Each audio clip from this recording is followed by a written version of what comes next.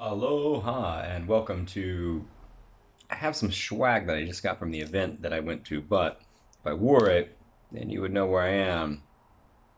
And you'd also have to click and subscribe because, you know, don't leave a bra hanging. So I went to another dance event tonight. Actually, let's rewind back in the day. Um, this morning, went free diving and snorkeling with some new and old friends. Some the same as last weekend, and one gentleman that I've known for a number of years. Really great friend here. We do a lot of activities, so really appreciate his friendship and his time because he's super busy. So um, yeah, it was wonderful. Saw some turtles, saw a lot of fish. Um, got a great swim in. And then there was a woman that I was seeing for a while, and I think we have a really great heart connection. Just that the physicality wasn't there for me.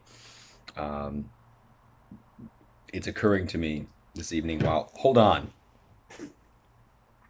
my soup is going to be ready soon, so I'm gonna wrap this up. Um, I'm not gonna forget about it like I did last time. Um, that like the whole follow your passion thing is one thing, but the other part of it is, um, commit to something and then make that thing your passion and then make that thing an improvement that you improve in, and then all of a sudden you're in the thing and you're doing the thing. I mean, it has to be something you like and something you're aligned with. Um, Same thing can be said for women, I think. For me, I see something I like, I go for it, and then I realize it's not what I actually like. So, um, or I see something and I'm not wanting to commit to it. Now, in the case of a partner, that's important for me. I am looking for that, and there's a certain amount of malleability and a certain amount of change and a certain amount of whatever that happens within the relationship where that person and you sort of become partners with each other. Edible flower, but at the same time, um, there needs to be a lot of boxes that are checked for both of you, and that physical part wasn't there for me. Part of it, that's me, um, not wanting to open up to that physical part, and the other part of it is just, I mean, it's still me overall, right? So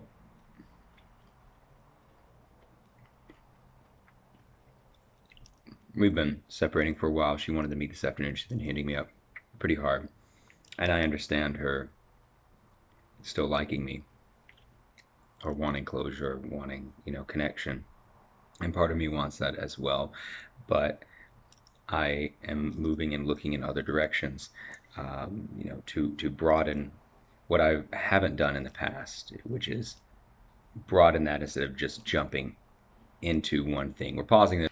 I make the best soup, and this is a mushroom tofu, and then with bean sprouts on top of it. So much umami in there.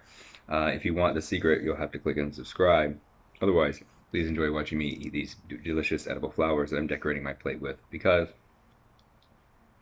self love, and why not? So, um, she wanted me this afternoon to have some time pressure with going to grad school and finishing my application, and it's happening because I got a very fantastic reference today. So that makes me need to work even harder and block off basically the rest of this month, and even cut out some things that I might enjoy. Um, so we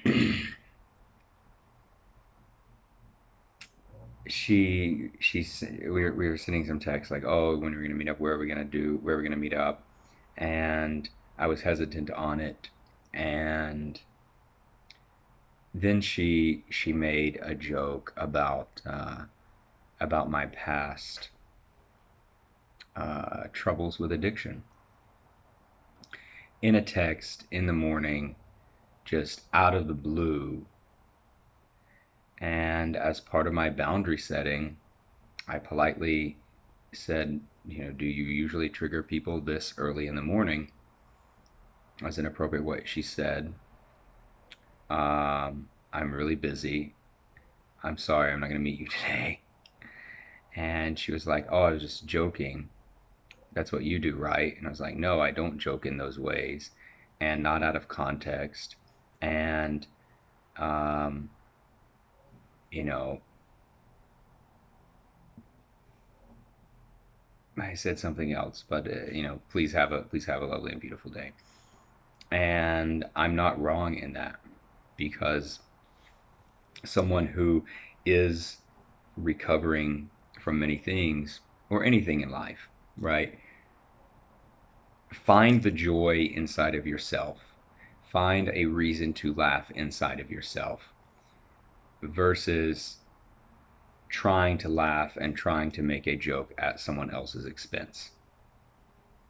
That is challenging. And then bringing up something that someone has a pain about. And I guess the other part of me wants to ask that part of her, right?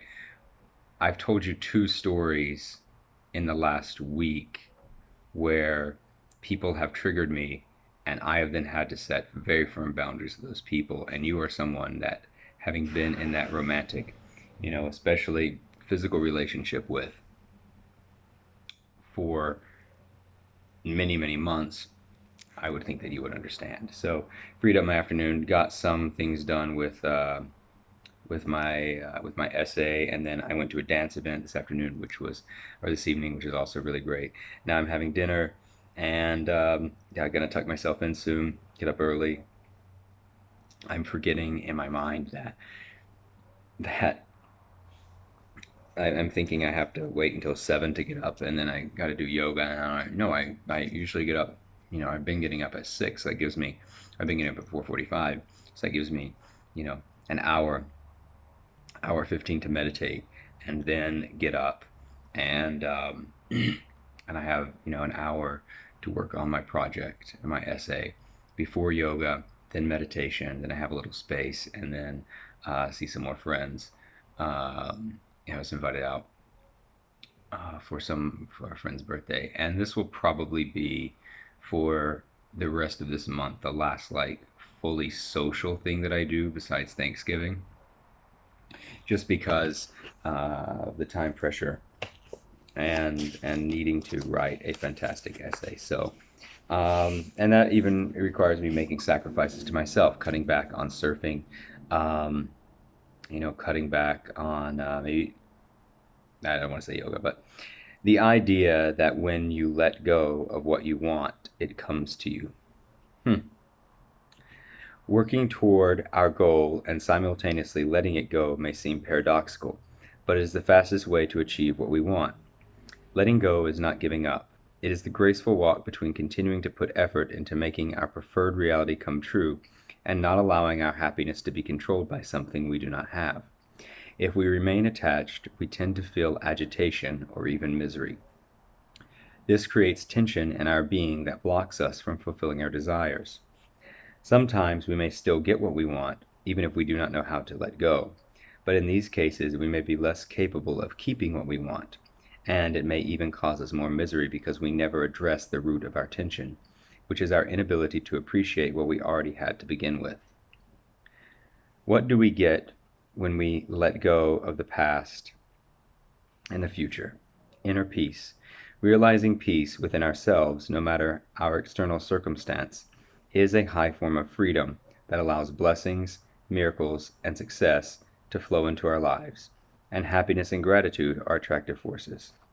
Their lack of wanting is what clears the road so that new things may come with greater ease. Beautiful evening, everyone. Happy to myself. It's been 10 minutes. Good luck on your journey, and have a beautiful evening. Aloha.